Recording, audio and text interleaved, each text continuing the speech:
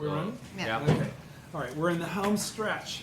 Welcome 2019, everybody.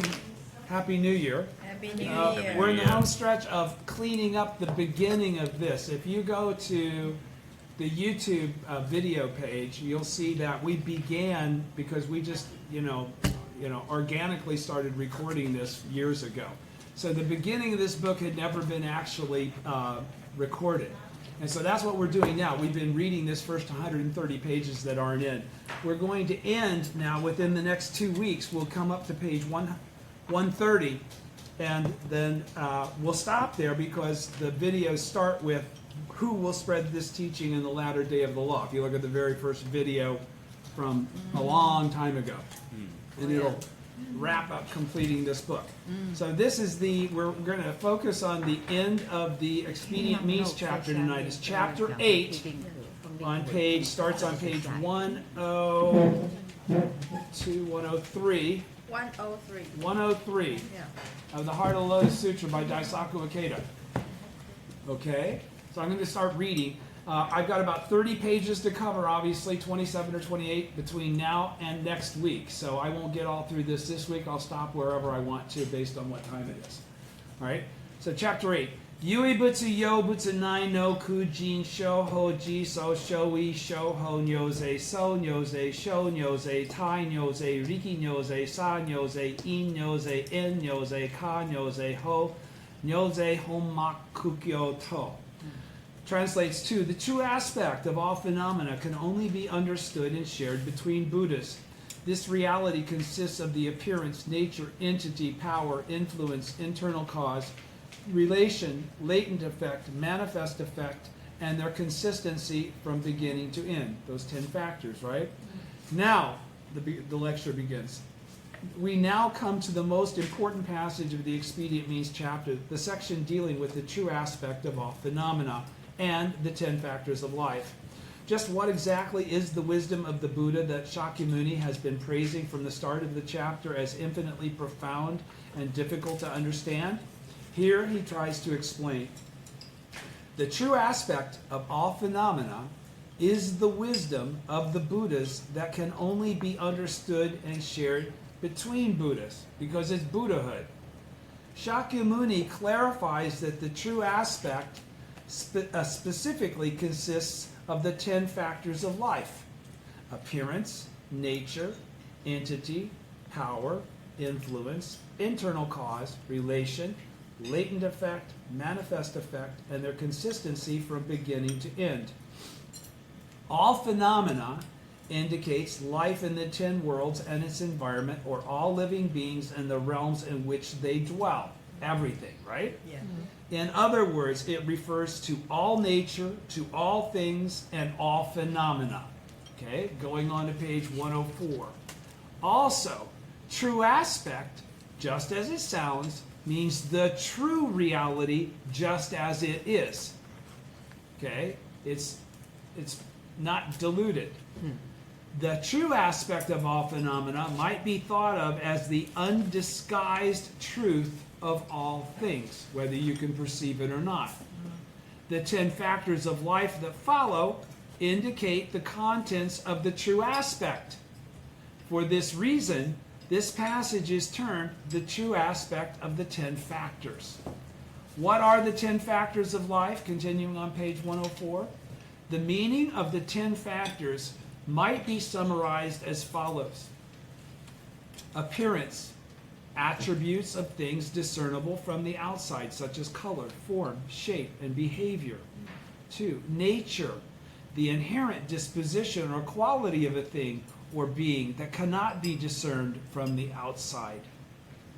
3. Entity, the essence of life that permeates and integrates appearance and nature.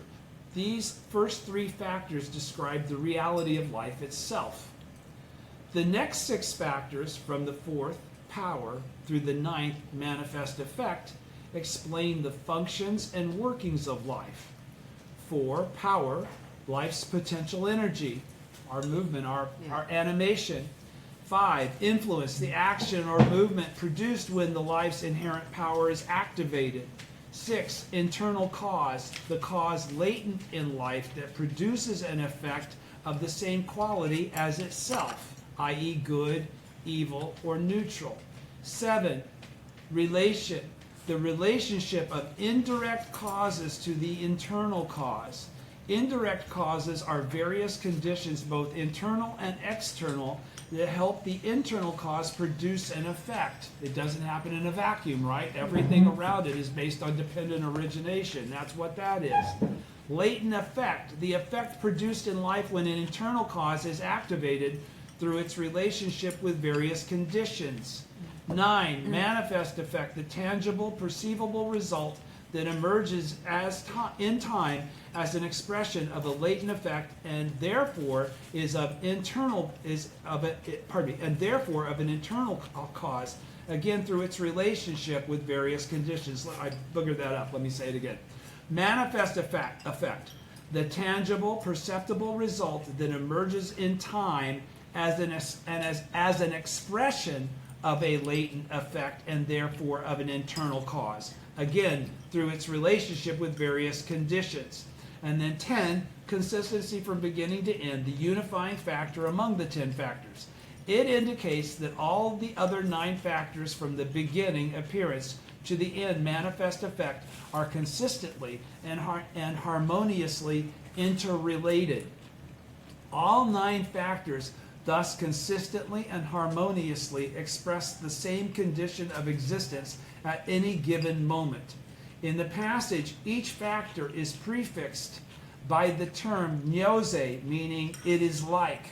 Shakyamuni is saying in effect, although the Buddha wisdom cannot be articulated in words, if one were to venture to describe it, this is how it might be expressed. All right? Now that was all very technical. All right? We don't go through the process of thinking of those 10 factors as those 10 factors with those definitions as a process of discernment as the Buddha. That's all natural. It's a natural. Right. This is a technical explanation of what we initiate in the Buddha wisdom, and it comes out naturally. He says, let me explain the 10 factors of life through an example. This is, again, still a technical explanation of those aspects that are all interrelated that your life actually expressed in each moment. Let us try to explain the 10 factors of life through an example. Your own existence is a phenomenon. Your features, posture, and so on comprise the appearance of the phenomena of your life. All right? Invisible to the eye, such traits as shortness of temper, magnanimity, kindness, or reticence or the various aspects of your personality or temperament make up your nature. Your physical and spiritual totality, that is, your appearance and nature together make up your entity, the person you are. Also, your life has various energies, power, and these produce various external functions, influence. Your life thus becomes a cause, internal cause, and activated by conditions, internal and external relation. Changes arise in your life, latent effect, and these eventually appear externally as manifest effect. Everybody's with me, right? Moreover, these 9 factors interweave your life and your environment without any inconsistency or omission. That's the consistency from beginning to end. This is the true aspect of the 10 factors of your life. Each of us lives within the framework of the 10 factors. No one could say that he or she has no appearance. Such a person would be invisible. Similarly, no one could truly claim not to have a personality, not to have any energy, or not to carry out any activity. Nor could there be a situation where the appearance was one person, the nature someone else, and the entity another person still. There is consistency among all factors, and together they make up the irreplaceable totality of your being. People in each of the 10 worlds are endowed with the 10 factors according to their state of life. For example, people in the world of hell have the dark and depressed appearance of those overwhelmed by suffering. Since their nature is filled with suffering and anger, their power and influence tend to mire those around them in darkness too. Those in the world of heaven are typically bright and smiling in their appearance. In their nature, since they feel uplifted, as though ascending into the sky, as it were, anything they see makes them happy. Their power and influence tend to make those around them feel buoyant and cheerful too. This Eshofuni, right? Your inseparability with your environment. Mm-hmm. Similarly, each of the 10 worlds has its own 10 factors of appearance, nature, entity, power, influence, internal cause, relation, latent effect, and manifest effect. And there is consistency from beginning to end. This is the true nature of all phenomena. That's 10 times 10 now, right? Mm-hmm. All right, so President Toda explained this as follows. Suppose there is a thief in front of us. He is a thief from appearance to manifest effect. That's consistency from beginning to end in a thief's life. There is no discontinuity. Rather than simply looking at surface appearances, understanding the true aspect of all phenomena means to grasp the vastness and profundity of life in its entirety.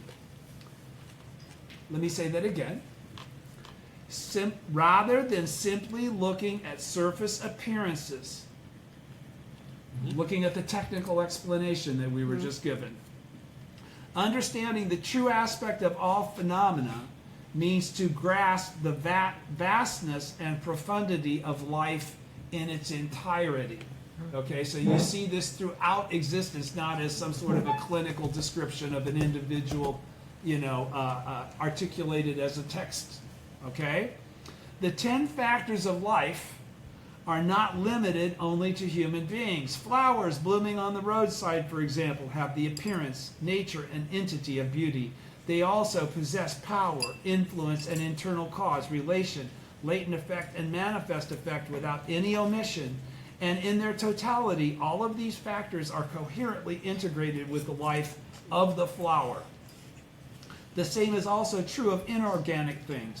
A pebble, the sky, the moon, the stars, the sun, the sea with its salty scent, rugged mountains, skyscrapers overlooking noisy streets, houses and cars, and every utensil and piece of furniture.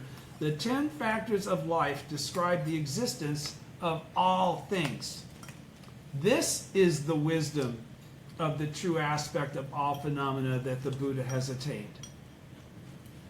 Do you understand? Mm-hmm. It's not a clinical, definition of a human being. Mm-hmm. It's an understanding of life itself in its entirety. This is the wisdom of the true aspect of all phenomena that the Buddha has attained. In other words, when observing any phenomena, the Buddha understands its true aspect. When looking at people, the Buddha understands their state of life and sees their Buddha nature within. When looking at something in nature, the Buddha can sense its noble brilliance. And when considering social phenomena, the Buddha can definitely discern their underlying significance. It might be said that the wisdom of the true aspect of all phenomena is the ability to discern the true nature of all things. The importance of seeing the truth. Now, it might be said that the wisdom of the true aspect of all phenomena is the ability to discern the true nature of all things. That sounds like heavy-duty insightfulness, doesn't it? Mm. But if you understand what is the true nature of all things, Buddha. But what is Buddha? Enlightened. That means enlightened one. Yeah. What are you enlightened to? The law that all things consist of. So it might be said that the wisdom of the true aspect of all phenomena is the ability to discern the true nature of all things. It's actually saying it might be said that the wisdom of the true aspect of all phenomena is the ability to discern Nam Myoho Renge Kyo in all things. That's the correct perception of that sentence. All right? That's why, again, if you understand the teaching and you ascribe to the teaching and unite your life with the Gohonzon, all of this manifests as wisdom naturally. You didn't have to study under, Tentai and Chang'an and Myoho and everybody else. All right? Just listen to what the Daishonin instructs you to do. The importance of seeing the truth, page 107, is the correct teacher is Nichiren. Buddhism explains that there are 5 types of vision or perceptive faculty, and that people may possess depending on their state of life. Depending on their state of life. So this is life condition driven. It's not intellect. 1, the eye of ordinary people, which distinguishes color and form. 2, the heavenly eye, which perceives things in the darkness at a distance or beyond obstructions. 3, the wisdom eye, with which people of the 2 vehicles can perceive that nothing has independent existence and all phenomena are non-substantial. 4, the Dharma eye, with which bodhisattvas perceive the nature of all teachings in the order to save the people. And 5, the Buddha eye, which perceives the true nature of life spanning past, present, and future and includes the other 4 eyes. That's the eye we obtain through chanting Nam-myoho Renge-kyo to the Gohonzon. The wisdom of the true aspect of all phenomena is to view everything with the Dharma eye and the Buddha eye as a bodhisattva of the earth or a Buddha in your present form. All right? See, and that occurs only by encountering the Gohonzon and chanting Nam-myoho Renge-kyo as a bodhisattva of the earth and then as a Buddha in your present form. Seeing is one example, but there is also hearing, smelling, tasting, feeling, and sensing. Through all our faculties, we should strive to perceive the true aspect of all phenomena. The French poet, help me out.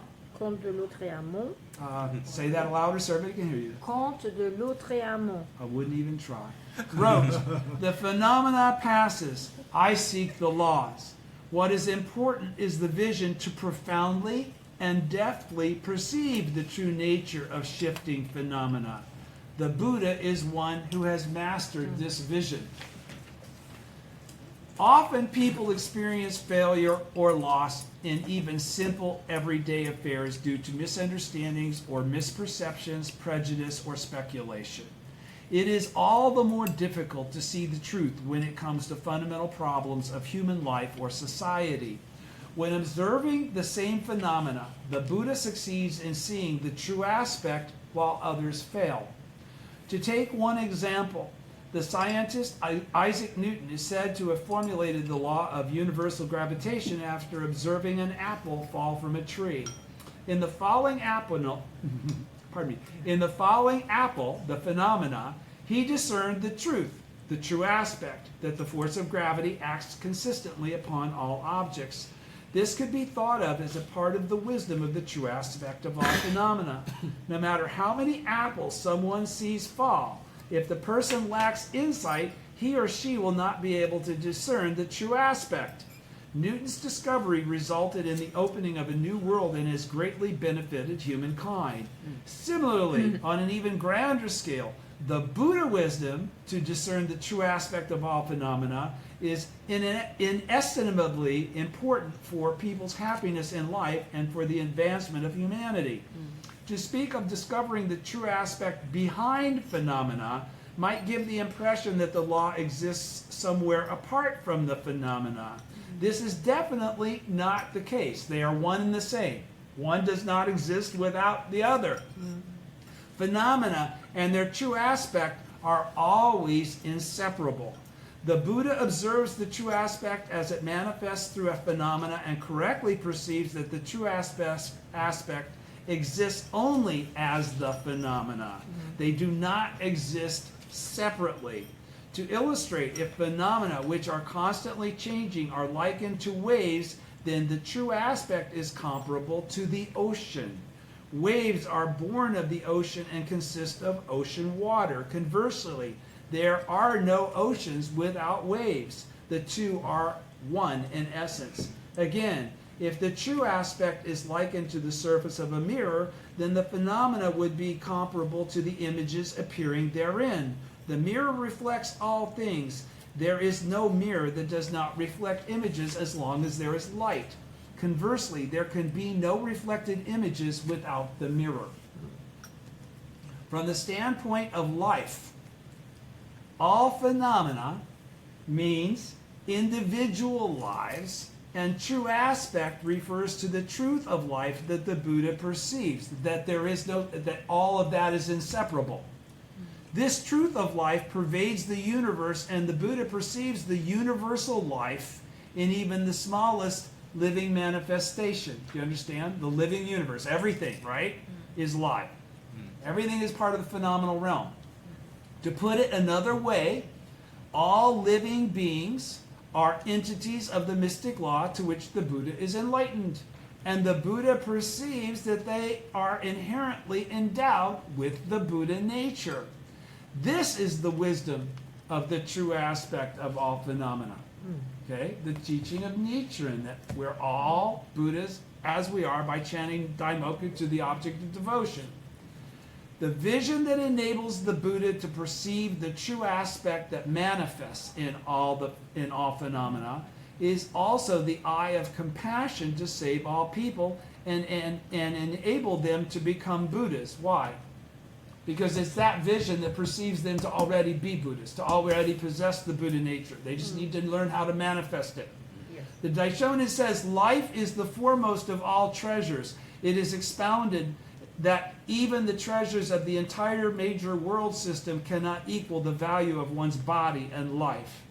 The life of one person, he says, is more precious even than all the treasures of the universe. This is the wonderful Buddhist view of life, which is based on the perception of the true aspect of all phenomena. Life is mysterious. It is the wisdom of the Buddha to perfectly and fully understand the truth of life. What a vast and infinitely profound wisdom this is. As seen with the Buddha eye, this world, this universe, is shining with life, surrounding with the chorus of all things. The Buddha perceives the irreplaceable uniqueness and value of all things in the world. The Buddha's wisdom is a state of life filled with boundless exhilaration and joy in living. As I will discuss next, from the deepest standpoint, the true aspect of all phenomena means the Gohonzon. For us who embrace the Gohonzon, the wisdom of the true aspect of all phenomena means to view everything with the eye of Buddhism and the eye of faith. And what is the eye of faith? The eye of faith in Nichiren's teaching and the Buddhism of the sowing. That's the eye of faith. Okay?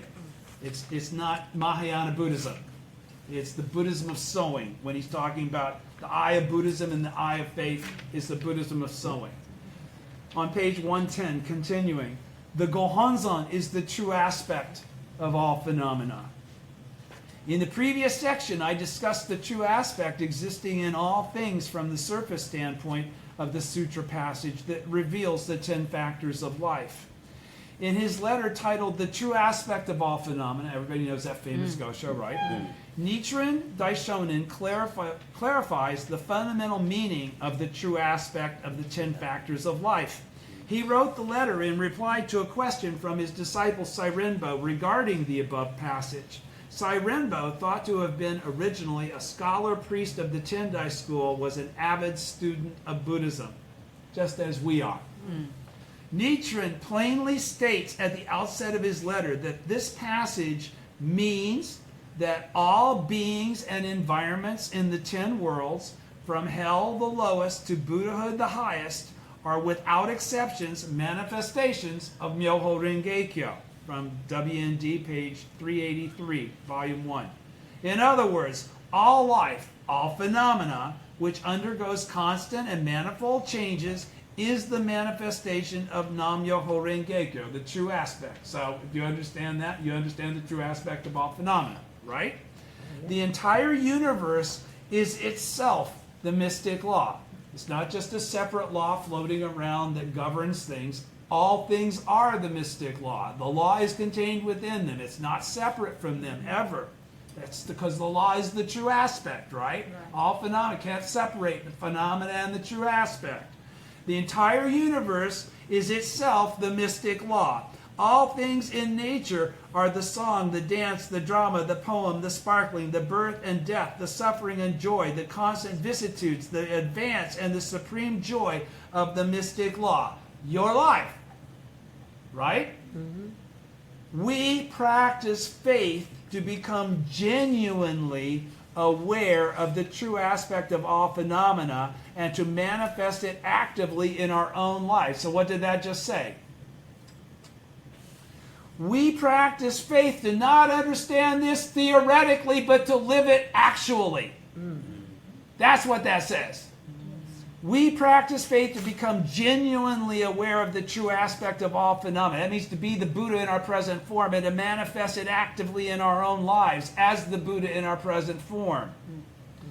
Through faith, we can develop a great state of absolute freedom in our lives. Talking about Buddhahood.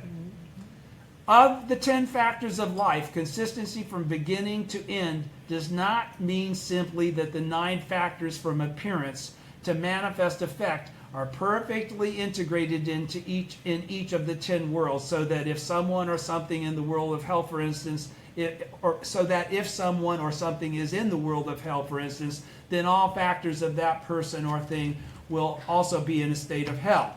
Nichiren clarifies that it indicates consistency on a more fundamental level, that all 9 factors in any of the 10 worlds are manifestations of Myoho Rengekyo. Everything is clean and pure in the 9 worlds, right? No matter what they are.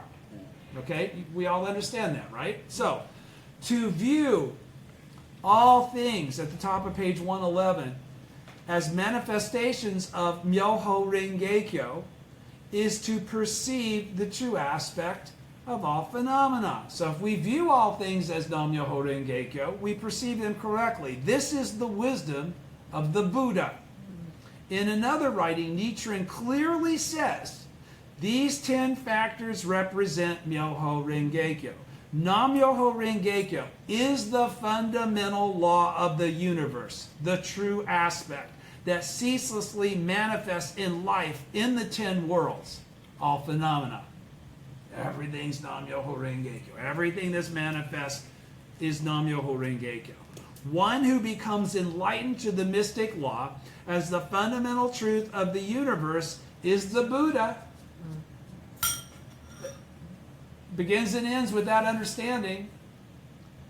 The Buddha's enlightened state of life is expressed as the Gohonzon, because the way you achieve that state of life is to fuse with the Gohonzon. That's why we chant to the Gohonzon.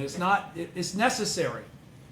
Therefore, the 10 factors of life ultimately indicate the Gohonzon. President Toda explained this, saying, the 10 factors thus become an abbreviated explanation of the form of the Gohonzon for those disciples of Shakyamuni from the former and the middle day. Right? We're latter day. We skipped all of that. That's why the expedient means chapter is very important. On the surface, they are just like the 10 factors. This is on the level of doctrinal study of the sutras. On the surface, they are just the 10 factors. This is on the level of doctrinal study of sutras. But from the standpoint of Nichiren's enlightenment, which is a completely different thing, it's the OTT and everything else, this is not talking about the Lotus Sutra now in terms of this perception. Do you understand? This didn't come from Shakyamuni. This came from Tiantai, Nanye, Chang'an, and the lineage that came after Nagarjuna. Do you understand? This is an extrapolation. All right? On the surface, they are just the 10 factors. This is on the level of doctrinal study of sutras. But from the standpoint of Nichiren's enlightenment, on the level of his perception of the truth in the depths of his being, they become a description of the Gohonzon. Do understand that. All right? This is Nichiren's life that's depicted on the object of devotion. His enlightenment is the same enlightenment you have. So when you fuse with the enlightenment of his life, the enlightenment within your life manifests. And you jump over all that other crap. From the deepest standpoint, the true aspect of all phenomena is none other than the Gohonzon. In terms of the Gohonzon, Nam-myoho Renge-kyo Nichiren, inscribed down the center of the Gohonzon, corresponds to the true aspect, and the beings of the 10 worlds appearing on either side represent all phenomena. In terms of the doctrine of 3,000 realms in a single moment of life corresponds to the true aspect, and 3,000 realms to all phenomena. Everybody's with me? Right? When we pray to the Gohonzon as beings of the 9 worlds, as common mortals, our daily activities illuminated by Nam-myoho Renge-kyo reveal the true aspect of all phenomena, the Buddha nature that exists within us, the Nam-myoho Renge-kyo that permeates all things and all things consist of. Nichiren says on the top of page 112, Nichiren says the living beings of the 10 worlds are all Buddhas of the true aspect of all phenomena. Everybody's with me, right? Our lives, just as they are, whether in the world of hell or in the world of humanity, can shine as the embodiment of the true aspect, that is, of Myoho Renge-kyo. It is not necessary to go far away or to become someone special. Regardless of whether we experience suffering or joy, as long as we sincerely continue to pray to the Gohonzon and take action for Kosen Rufu, then, just as we are, we will definitely become Buddhas of the true aspect of all phenomena, and we can fulfill our own unique mission and attain Buddhahood in our present form, and thereby attain Buddhahood in every existence that we manifest from this point forward, if we haven't already been doing that. All right? In fact, through our practice of faith, we become able to express the unimpeded workings of the 3,000 realms in a single moment of life in our day-to-day existence and throughout our lives. Nichikan says in his commentary on the object of devotion for observing the mind, 26th High Priest, when we single-mindedly chant Nam-myoho Renge-kyo, our lives in their entirety become the object of devotion. When we single-mindedly chant Nam-myoho Renge-kyo, our lives in their entirety become the Gohonzon. Through carrying out the practice of the mystic law for ourselves and others, Jigyo Ikeda, as Bodhisattvas of the earth, for the sake of Kosen Rufu, not just for our personal gain, our lives become the Gohonzon. All right? Because that's when we're Buddhists. Your life is the same as the Gohonzon when you're the Buddha. That's the whole point. We can, in fact, make our lives shine as entities of the mystic law. Nichikan says we can, in fact, make our lives shine as Buddhas. All right? That's what an entity of the mystic law is. President Toda said, by embracing the Gohonzon and chanting Nam-myoho Renge-kyo, the Gohonzon permeates our lives. When we open our eyes and look at the universe, there we find the Gohonzon. This comes from chanting. This wisdom to perceive that doesn't come from just study. It comes from a realization in front of the Gohonzon. Always. This is not theoretical. If you're talking about something that you can perceive by reading it, that's not what I'm talking about. What I'm talking about is a wisdom that comes out of you that you don't know where it came from, but now you see everything in a different light. Okay? You see things in accord with the teaching, and it's absolutely clear. Okay? President Toda said, by embracing the Gohonzon and chanting Nam-myoho Renge-kyo, the Gohonzon permeates our lives. When we open our eyes and look at the universe, there we find the Gohonzon. And when we close our eyes and look deeply within, the Gohonzon appears there too. The Gohonzon in our hearts grows stronger and comes to shine still more brilliantly. The entire universe is the true aspect of all phenomena and the Gohonzon. Our lives are also the true aspect of all phenomena and the Gohonzon. Because we're inseparable.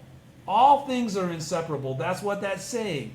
Therefore, when we embrace the Gohonzon through the dynamic exchange between the universe and our lives, our true aspect, that is, our lives as entities of Nam-myoho Renge-kyo, come to shine. The wisdom of the Buddha inherent in our lives wells forth. That wisdom manifests as naturally ours, that we already know is hiding below the surface of our delusion.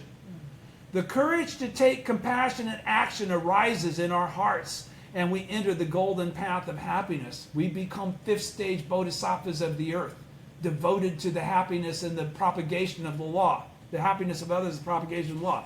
How great indeed is the Gohonzon, top of page 113. How wondrous is the wisdom of the Lotus Sutra. Let us deeply engrave in our hearts that the Gohonzon itself is the embodiment of inexhaustible happiness and wisdom, and it is the Lotus Sutra of the latter day of the law. You don't need Shakyamuni's teaching. The mutual possession, page 113, continuing. The mutual possession of the 10 worlds and the 3,000 realms in a single moment of life. Everybody knows what that is, right? Mm-hmm. Okay. Through explaining the 10 factors and the true aspect of all phenomena, Shakyamuni has more or less expressed the contents of the wisdom of the Buddha. Later in the Expedient Means chapter, he explains that the Buddha's true teaching, the one Buddha vehicle, to open the door of, cause living beings to awaken to, and induce living beings to enter the path of the Buddha wisdom. And he clarifies that the three types of teaching, the three vehicles expounded before the Lotus Sutra for voice hearers, cause awakened ones, and bodhisattvas are expedient means. This is called the replacement of the three vehicles with the one vehicle. Do you guys remember what that part was? So when he clarifies that learning, realization, and bodhisattva are not three different things, altogether they equal the 10th world. 7, 8, and 9 actually equal 10. There are aspects of 10. 10 is too profound for you to grasp. That's why it's broken into those three. So he's clarified. They're all the same. All right? This is called the replacement of the three vehicles with the one vehicle. That's in the Expedient Means chapter. You should remember that. Mm-hmm. Since the passage explaining the true aspect of the 10 factors indicates the gist of the replacement, it is termed the concise replacement of the three vehicles with the one vehicle. Tentai. Now this is again, Tentai established way after Shakyamuni, way after Nagarjuna, okay? After Nanye. Tentai established his doctrine of 3,000 realms in a single moment of life on the basis of this passage and the his concept of the mutual possession of the 10 worlds. Okay? That's Tentai's concept.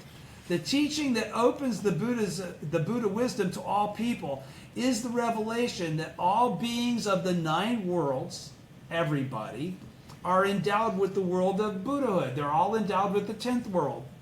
Based on this mystic principle, Tentai expressed the inscrutable true aspect through the concepts of the mutual possession of the 10 worlds, that each of the 10 worlds is endowed with all 10 of the other worlds, and the 100 worlds and 1,000 factors, that each of the 100 worlds is endowed with the 10 factors. Everybody understands that part, right?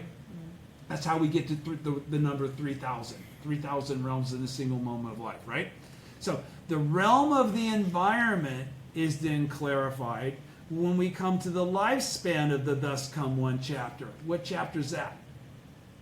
Right now we're reading 2. What chapter is the lifespan of the Thus Come One? 16. Here it states that the Sahe world, this world, which is full of suffering, is the land where the Buddha dwells eternally. On that basis, Tentai developed the doctrine of 3,000 realms in a single moment of life, explaining that the 1,000 factors operate within the 3 realms. Regarding this, Nichiren Daishonin writes, these doctrines of 3,000 realms in a single moment of life and the threefold contemplation in a single mind are based on the 10 factors or 10 thusnesses enumerated in the first volume of the Lotus Sutra. All right? And so we see that the passage explaining, does everybody know what the threefold contemplation in a single mind is? That's basically non-substantiality, temporary existence, and the truth of the middle way. That was the Tentai meditative manner in which you tried to grasp what we naturally grasp by chanting Daimoku. The wisdom that one was able to perceive in the middle day based on Tentai's teaching, we naturally acquire through chanting Daimoku the Gohonzon. That's what was just described previously, okay? So he says, and so regarding this, Daishonin writes, these doctrines of 3,000 realms in a single moment of life and the threefold contemplation in a single mind are based on the 10 factors or 10 thusnesses enumerated in the first volume of Lotus Sutra. And so we see that the passage explaining the true aspect of the 10 factors is a crucial one, indicating that the beings of the 10 worlds can all become Buddhas, because that's mutual inclusion of the 10th world and all the other 9, right? That's why Buddhahood exists in all phases of your life, from hell, the lowest, to Buddhahood, the highest, right? To say that the beings of the 10 worlds all possess the 10 factors affirms that, as seen with the Buddha eye, there is no difference between the life of the Buddha and the life of others, right? Because the life of others contains that 10th world as well. The enlightenment of all people, therefore, is a certainty, because they all have that potential for the 10th world to become manifest, right? The Daishonin emphasizes the importance of this passage, saying, the Lotus Sutra represents the true reason why the Buddha made his appearance in the world. It embodies the basic teaching by which all living beings are able to attain the Buddha way. And that teaching is found nowhere but in these 4 characters that express the idea of the true aspect of phenomena. This one phrase, a single phrase with 10,000 meanings. Okay, continuing at the bottom of page 114. Refutation of the Tendai school for its lack of practice. And I'll probably take it to about there before I pause. Refutation of the Tendai school for its lack of practice. Why is he sticking this in here?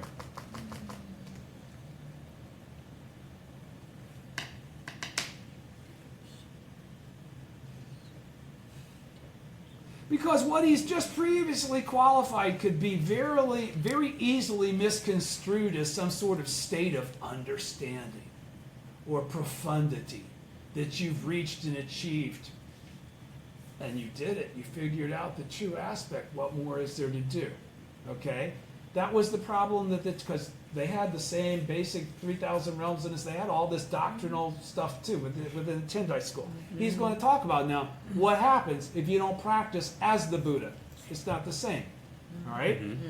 Truly epochal significance attaches to the fact that, from the deepest standpoint, the true aspect of all phenomena is the Gohonzon at the bottom of page 114. Continuing on page 115.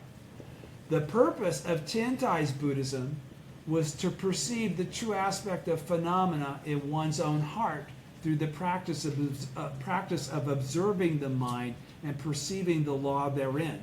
Okay? Was through process of meditation based on, his 3 major writings, right? The ultimate target, because you didn't get to the Makashikan until the very end, and again, Chang'an is the one that actually wrote that at the end of his life, so it wasn't even written during Tentai's lifetime. The ultimate target was to awaken, this is from Tentai's teaching, the ultimate target was to awaken to the true aspect that is one with all phenomena, which is what we do when we sit in front of the Gohonzon chanting Nam Myoho Renge Kyo, isn't it? That's our objective, isn't it? To bring forth our Buddha wisdom. This spirit, however, was distorted by later scholars of the Tendai school, the Japanese counterpart of the Chinese Tentai school. The Tendai school in Nichiren's day had declined to the point of repudiating the value of Buddhist practice. Their view, simply put, was that since the true aspect was at one with all phenomena, it was fine for things to be just as they were. One was a Buddha even if he or she carried out no practice. They had become completely degenerate and had killed the spirit of the founder, Tentai. Simply saying that reality, mired in pollution and suffering, is itself the true aspect and therefore need not change, cannot possibly lead to improvement in people's lives or in society.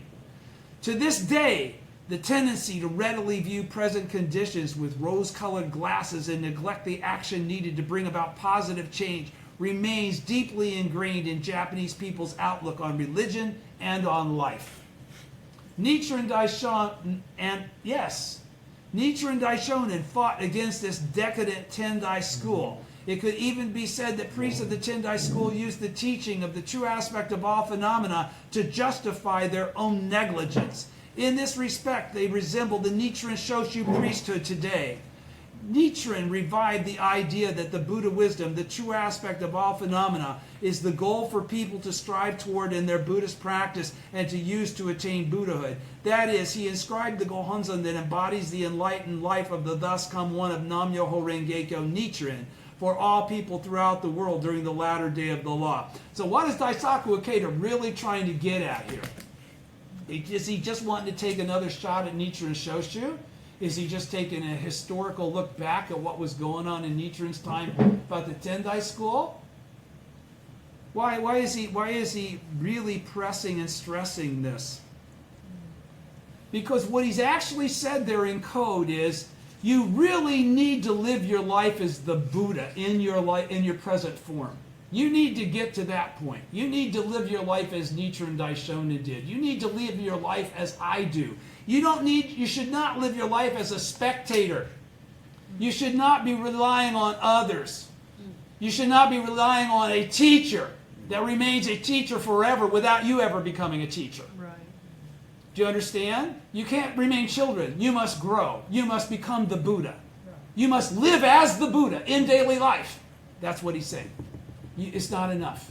You have to live in daily life as the Buddha. I'll go back. He says, simply saying that, in the middle of page 115, simply saying that reality mired in pollution and suffering is itself the true aspect and therefore need not change, cannot possibly lead to improvement in people's lives or in society. We're striving for Kosen Rufu, right? Mm-hmm. All right.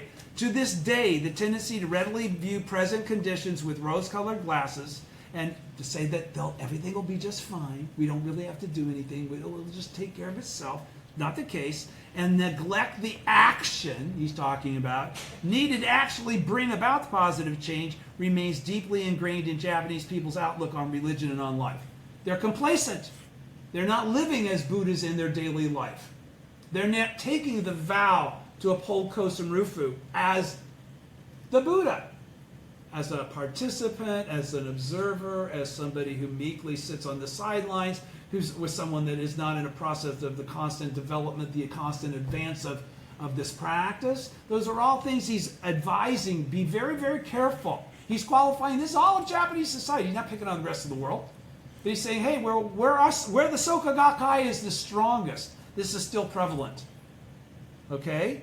Nichiren Daishonin fought against this decadent Tendai school. It could even be said that the priests of the Tendai school used the teaching of the true aspect of all phenomena to justify their own negligence. In this respect, they resemble the Nichiren Shoshu priesthood today. That says you don't have to study. Just come to an oko. You're not the Buddha. You can't do that yet. Nichiren revived the idea that the Buddha wisdom, the true aspect of all phenomena, is the goal for people to strive toward in their Buddhist practice and to use to attain Buddhahood in their present form. That is, he inscribed the Gohonzon that embodies the enlightened life of the thus come one of Nam-myoho Renge-kyo Nichiren for all people throughout the world during the latter day of the law. Nichiren Buddhism teaches that we should not merely observe the true aspect of all phenomena within our lives academically. Rather, it teaches that we should strive to make the reality of our lives and our environment shine as the true aspect of all phenomena. It is a philosophy of change and improvement for causing all phenomena, our lives and society, to shine as entities of the mystic law. With the light of the wisdom of the true aspect of all phenomena, we can dispel the darkness of illusion arising from ignorance of this wisdom.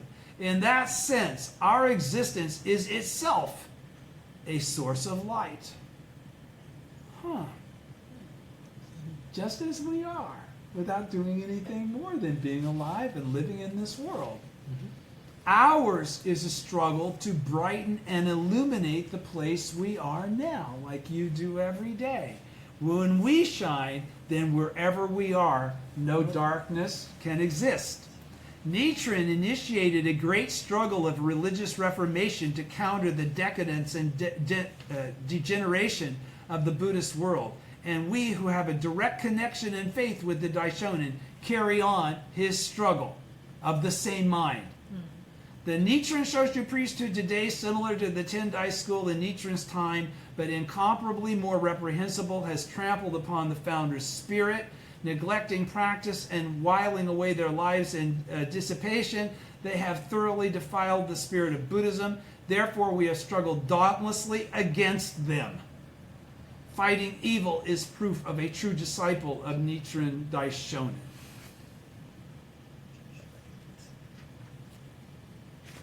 I'll go just a little further. Okay. The benefit of reading the passage 3 times. You know, Nyose So, Nyose Sho, we do it 3 Yes. times. Yes. Mhm.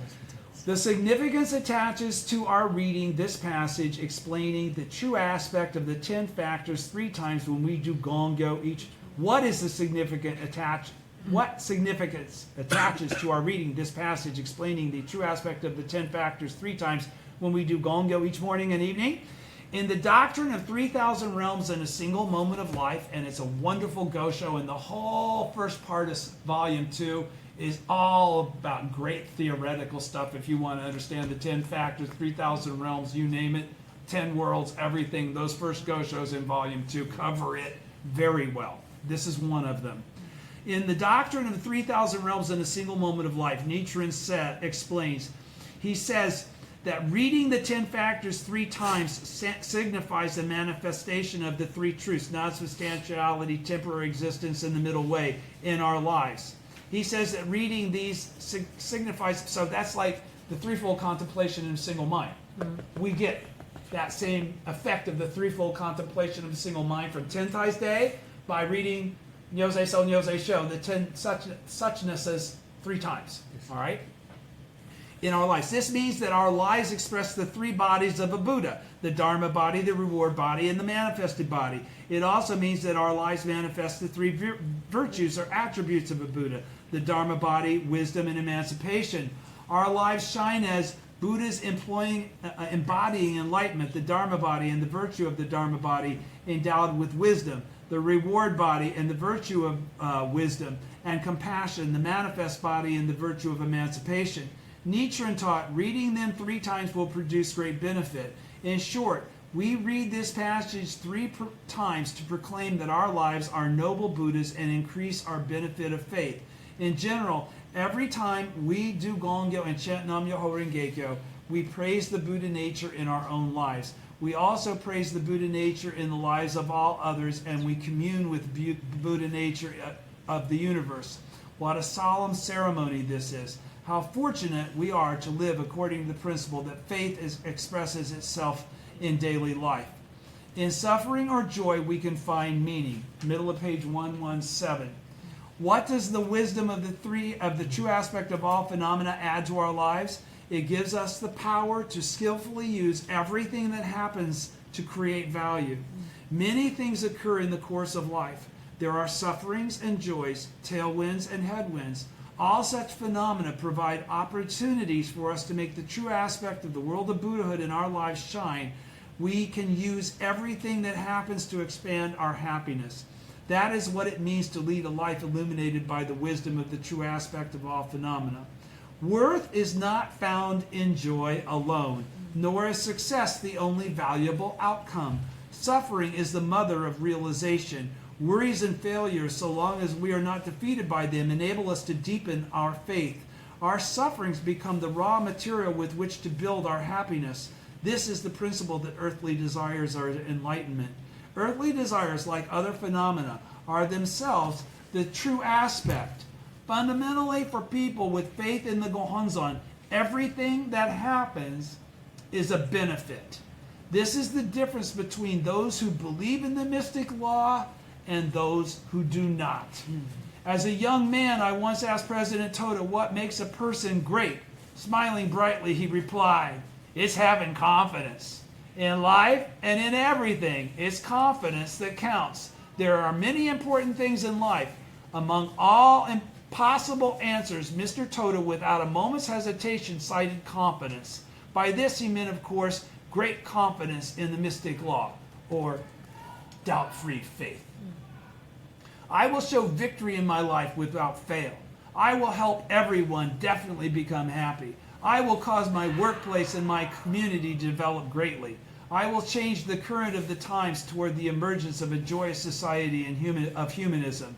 Those who possess confidence and who take unwavering action based on such confidence are great. Confidence is single-minded resolve. Confidence is courage. Confidence is hope. Confidence is inner latitude and mercy. As Nichikan indicated when he said Buddhahood means a strong mind of faith in the Lotus Sutra, confidence is itself the world of Buddhahood. Although confidence and the world of Buddhahood are invisible to the eye, they are certain to become manifest in concrete form. This accords with the principle of the true aspect manifesting in all phenomena. Buddhism is not empty idealism. And next week we will continue all the way up to page 131, I guess it is. From the bottom of page 118, faith reveals itself in daily life. Thank you very much. Let's have a great 2019. Thank you. Thank you.